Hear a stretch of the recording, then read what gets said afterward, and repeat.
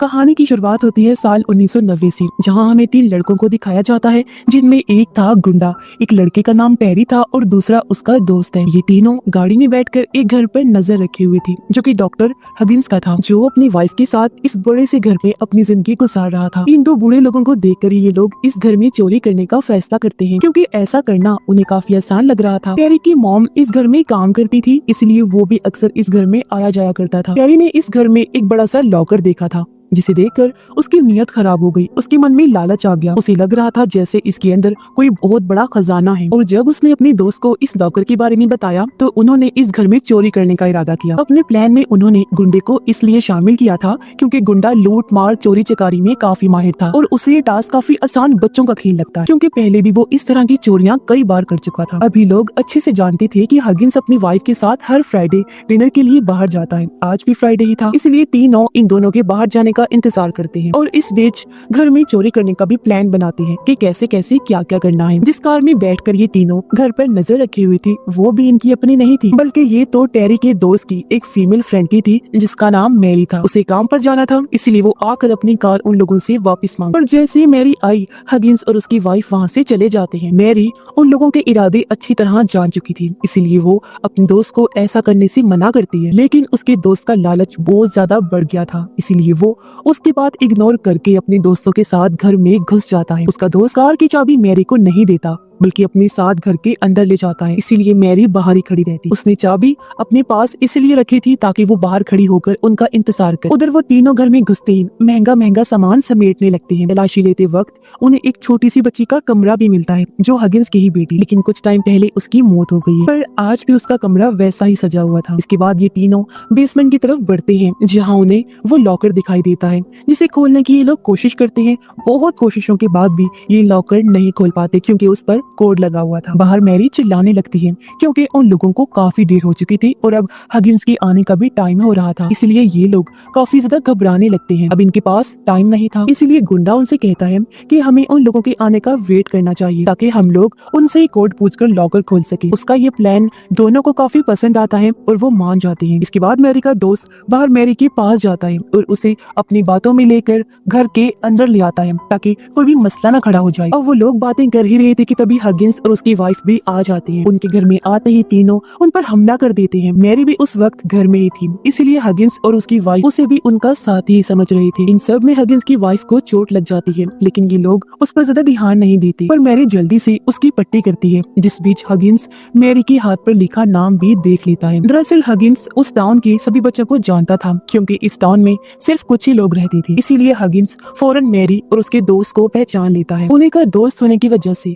वो टेरी को भी पहचान चुका था। हालांकि टेरी हगिंस से छुप रहा था, लेकिन कोई फायदा नहीं होता, और क्योंकि गुंडा इस टाउन का नहीं था, इसीलिए वो हगिंस की नजरों से बच जाता है और पहचाना नहीं जाता। अब ये तीनों मिलकर हगिंस और उसकी वाइफ को रस्सियों से बांध देते हैं और अपने प्लान को अंजाम देना शुरू कर देते हैं। जब ये लोग हगिंस का क्रेडिट कार्ड ले रहे थे, तो अनजाने में टेरी गुंडे का नाम बोल देता है, जिससे हगिंस उसका भी नाम सुन लेता है, यानी कि धीरे धीरे वो सब उसकी पहचान में आ चुके थे।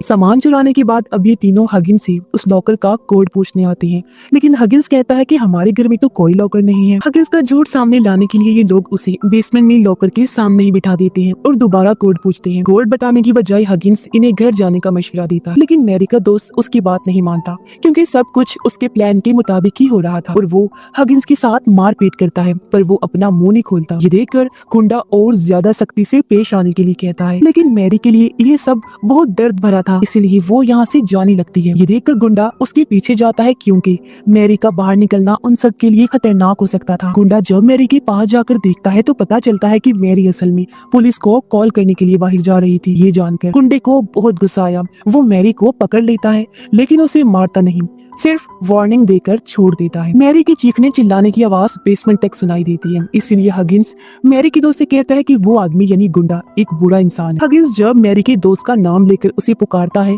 तो वो भी हैरान रह जाता है। हगिंस कहता है, टेरी और तुम तो पहले ऐसे नहीं थे, इस गुंडे की संगत में रहकर ऐसे बन गई हो। अब मैरी का दोस्त और टेरी भी अच्छे से समझ चुके थे कि वो अब उसकी नजरों में आ चुके हैं, और वो उन दोनों की फैमिलीज को भी अच्छे से जानता है, इसीलिए वो इन्हें एक और मौका देता है और यहाँ से जाने के लिए कहता है। लेकिन मैरी का दोस्त पैसों के लालच में पीछे हटने से मना कर देता है, पर टेरी सबसे दूर जाने का फैसला करता है। इतने में गुंडा मैरी को बांधकर बेसमेंट में लेकर आ जाता है और फिर से ये लोग हगिंस से कोड पूछते हैं, पर जब हगिंस नहीं बताता तो गुंडा मैरी की दोस्त को कहता है कि इसकी वाइफ की एक उंगली काट दो। तब मैरी का दोस्त भी ऐसा ही करता है। हालांकि मैरी उसे रोकने की कोशिश करती है, पर गुंडे के डर की वजह से वो हगिंस की वाइफ की उंगली काट ही देता है और बड़े धीमे लहजे में हगिंस से कोड पूछता है। पर अभी भी हगिंस अपनी जिद पर अड़ा रहा। हालांकि उसकी वाइफ की जान खतरे में थी, ये जानने के बावजूद भी हगिंस कोड बताने से साफ इनकार करता जाता है। उन लोगों को समझ नहीं आती कि अगर हगिंस ने खुशी खुशी पैसे दे दिए तो फिर ये लॉकर का कोड क्यों नहीं बता रहा, इसमें ऐसा क्या खजाना छुपा है। मैरी का दोस्त भी यही राज जानना चाहता था, इसलिए इस बार गुंडे की बात ना सुनकर अपनी चलाता है और गुंडे पर अटैक कर देता है, जिसके बाद दोनों में काफी खतरनाक लड़ाई होने लगती है। लेकिन टेरी इनमें से किसी का भी साथ नहीं देता। लड़ाई में गुंडा मैरी के दोस्त को चाकू मार देता है, जिससे वो जख्मी होकर नीचे गिर पड़ा और खुद गुंडा इस पूरे मामले को हैंडल करता है। गुंडा एक खतरनाक इंसान था, इस बात का अंदाजा तो पहले ही हगिंस को हो चुका था, तो अपनी जान बचाने के लिए फौरन उसे कोड बता ही देता है। लेकिन ये कोड गलत था, जिसकी वजह से गुंडा बहुत गुस्से में आ जाता है और उसकी वाइफ को मारने के लिए आगे बढ़ता है। ये देखकर मैरी पीछे से गुंडे के सर पर हथौड़ा मार देती है, जिससे वो बहुत जख्मी हो गया और खून बहने की वजह से वहीं उसकी मौत हो जाती है। अब भी मैरी के दोस्त की सांसें चल रही थी, इसीलिए वो हगिंस से उसका इलाज करने को कहती है, जिसके बाद ये लोग उसे ऑपरेशन थिएटर में ले जाते हैं। मैरी का दोस्त बुरी तरह से तड़प रहा था, लेकिन हगिंस अपनी वाइफ के साथ बिजी था, इस पर ध्यान नहीं देता, उसे किसी भी चीज से फर्क नहीं पड़ रहा था। ये देखकर मैरी हगिंस से उसके दोस्त के इलाज की भीख मांगती है और तब हगिंस भी मान जाता है। हगिंस उसके जिस्म से ब्लेड निकालकर सब लोगों को बाहर जाने को कहता है और साथ ही वो एम्बुलेंस आने तक उसकी देखभाल करने का कहता है। बाहर टेरी मैरी को समझाता है और उसके करीब आने की कोशिश करता है, क्योंकि मैरी अपनी बहन से मिलती जुलती थी, जो टेरी की कभी दोस्त थी, लेकिन कुछ टाइम पहले ही वो गायब हो गई है, जिसका जिम्मेदार मैरी टेरी को ही समझती है। टेरी चाहता था कि मैरी उसकी बहन की जगह लेकर उसके साथ रहे, पर वो इन सब के खिलाफ होती है, क्योंकि यहाँ भी ये लोग टेरी की बताई हुई लॉकर की वजह से ही फंसे।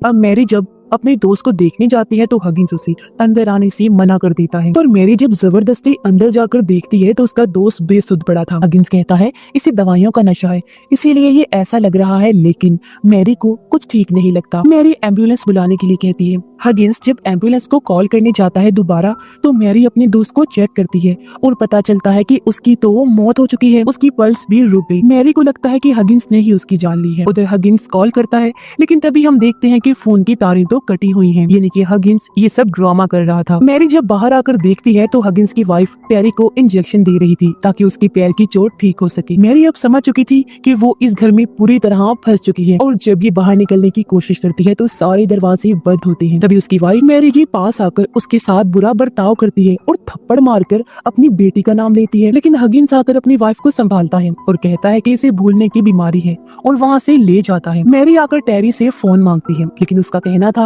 कि मेरा फोन हगिंस के पास है। अब वो लोग मिलकर चाय पीते हैं और टेरी उनके साथ काफी अच्छा महसूस करता है, लेकिन मैरी उनकी कोई भी चीज लेने से मना कर देती है। हगिंस उन्हें एक नोटबुक दिखाता है जिसमें बहुत सारी खोई हुई लड़कियों की फोटोज होती हैं और ये सब हगिंस की वाइफ की यादों को जिंदा रखने के लिए किया गया था। इसमें मैरी की बहन की फोटो भी थी, जिससे वो समझ गई कि मेरी बहन की गायब होने के पीछे इन्हीं का हाथ है। मैरी जब उनसे जबरदस्ती दरवाजा खोलने को कहती है तो हगिंस मैरी को अलमारी में बंद कर देता है और फिर अपनी वाइफ को ऊपर रूम में सुलाने के लिए चला जाता है, लेकिन उसकी वाइफ मैरी को सजा देने का फैसला करती है, जिसके लिए हगिंस भी मान जाता है। उधर हगिंस की वाइफ के दिए हुए इंजेक्शन की वजह से टेरी की दोनों पैर सुन्न हो जाते हैं, पर वो अभी भी कुछ समझ नहीं पाता। टेरी को मैरी पर नजर रखने के लिए छोड़ा गया था, लेकिन वो उसे अपनी बातों में उलझाकर अलमारी से निकालने में कामयाब हो जाती है और यहाँ से भागने का प्लान बनाती है। साथ ही टेरी को भी यहाँ से निकालने का वादा करती है। चारों तरफ से दरवाजे बंद करने के बाद हगिंस और उसकी वाइफ मैरी को सजा देने के लिए एक गैस छोड़ते हैं, जिससे मैरी की तबीयत खराब होने लगती है। मैरी जैसी तैसी हगिंस की वाइफ का मास्क छीनकर खुद लगा लेती है, लेकिन इस बीच हगिंस की वाइफ उसे एक इंजेक्शन लगा देती है, जिस दौरान हगिंस टेरी को वहाँ से ले जाता है। मैरी हगिंस की वाइफ को एक रूम में अपने साथ बंद कर लेती है, लेकिन अपनी वाइफ को बचाने के चक्कर में हगिंस की एक उंगली कट जाती है, लेकिन फिर भी हगिंस मैरी का मास्क उतार लेता है। मैरी हगिंस से उसकी वाइफ के बदले टेरी और घर की चाबी मांगती है और हगिंस उसकी बात मान लेता है। वो टेरी के साथ गैराज तक पहुंचती है, पर निकलते वक्त सामने हगिंस और उसकी वाइफ खड़ी होती होते हैं और अब टेरी मैरी को शूट करके मार देता है, क्योंकि इन दोनों ने टेरी से वादा किया था कि वो उसे उसकी दोस्त यानी मैरी की बहन से मिलवाएंगे। तो यहाँ खुलासा होता है कि अपनी बेटी के मरने के बाद हगिंस ने कई लड़कियों को अगवा किया था, लेकिन उनमें उनकी बेटी जैसी बात नहीं थी, इसलिए सब इनके हाथों मारी गई। लेकिन उन्हें मैरी की बहन पसंद आ गई थी, इसलिए टेरी को उससे मिलवाने का कहा और वो यहीं रुकने के लिए राजी हो गया। एक हफ्ते बाद टेरी की माँ उनके घर टेरी का पूछने आती है और ये दोनों मना कर देती हैं। लेकिन फिर हम देखते हैं कि ये दोनों एक लाश को जमीन में गाड़ रहे हैं, जो और किसी की नहीं बल्कि टेरी की थी, क्योंकि उनके घर में चोरी करने का मास्टरमाइंड प्लान उसी का था। उन सब के बाद टेरी को भी मारकर उन्होंने अपना बदला ले लिया, क्योंकि उन्होंने टेरी से झूठ बोला था। सच तो ये था कि बाकी लड़कियों के बाद उन्होंने मैरी की बहन को भी मार डाला था, क्योंकि उन दोनों का दिमागी तवाज़ुन ठीक नहीं था और इतने सारे लोगों को मारकर उन्हें खून करने की आदत हो गई थी। और इसी सैड एंडिंग के साथ ही इस फिल्म की कहानी यहीं पर खत्म